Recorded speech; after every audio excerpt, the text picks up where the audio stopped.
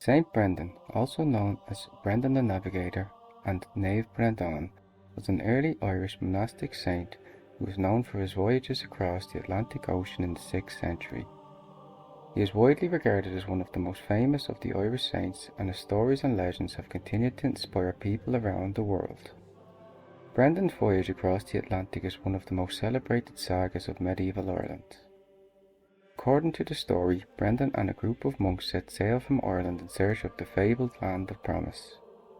The voyage took 7 years and was filled with miraculous events and encounters with strange creatures. While the story is often considered a work of fiction, it has inspired countless adventurers and explorers throughout history.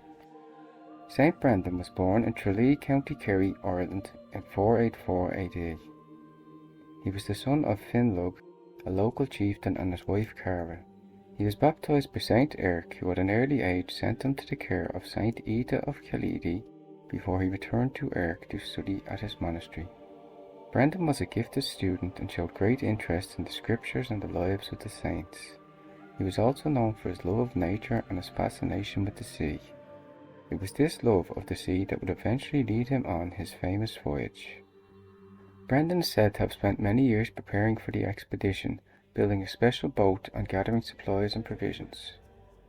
On the Kerry coast, Brendan built a curragh-like boat consisting of wattle covered with hides tanned in oak bark and softened with butter.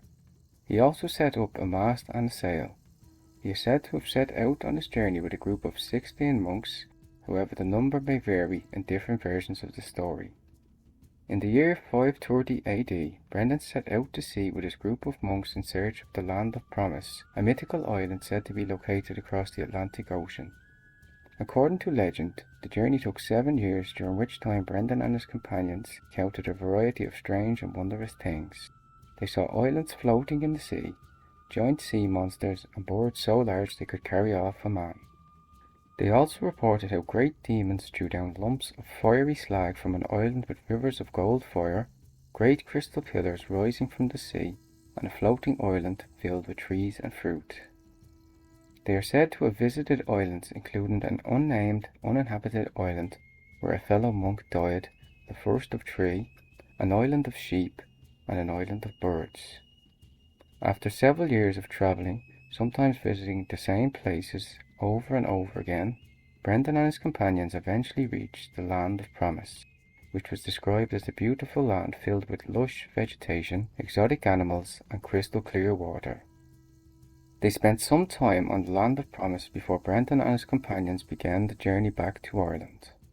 Along the way they encountered many of the same strange and wondrous things that they had seen on the journey out. When Brendan and his companions finally returned to Ireland, they were greeted as heroes. The story of the journey became famous throughout Ireland and beyond. It was said to have inspired many other adventurers and explorers, including Christopher Columbus, who was said to have read the story before embarking on his own voyage across the Atlantic. Saint Brendan was canonized by the Catholic Church in the 9th century, and his feast day is celebrated on May 16th. He is the patron saint of sailors, boatmen, and mariners, and his story continues to inspire people to this day. While the story of Saint Brendan is often considered a work of fiction, the story speaks to our desire for adventures and exploration and our fascination with the mysteries of the sea. It reminds us of the power of faith, perseverance, and the courage in the face of adversity. While there is no concrete evidence that supports the historic accuracy of the story, there are several arguments that have been put forth to support the possibility of its occurrence. The story of Saint Brendan's voyage was passed down through an oral tradition for centuries before being written down. The fact that it was told and retold for so long suggests that it may have some basis in reality. The voyage of Saint Brendan accurately describes several landmarks and geographic features that were not known to exist in Europe at the time the story was written down.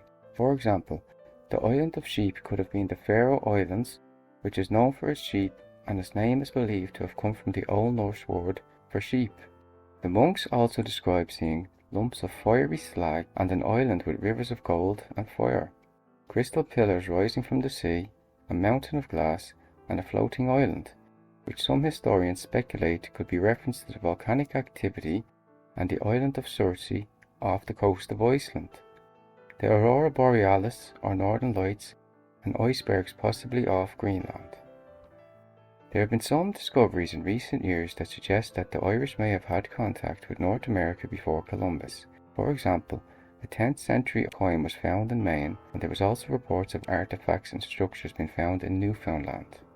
In 1976 and 1977, the adventurer Tim Severin demonstrated that such a voyage was possible by building the Brendan, a replica of the Curragh, and sailing it to Newfoundland. While none of these discoveries definitively prove that the story of St. Brendan's voyage is true, they do suggest that the idea of Irish sailors making the journey to North America is not completely implausible. Overall, while there is no conclusive proof that St. Brendan's voyage actually took place, the story remains a fascinating testament to the power of oral tradition and the enduring human desire to explore the unknown.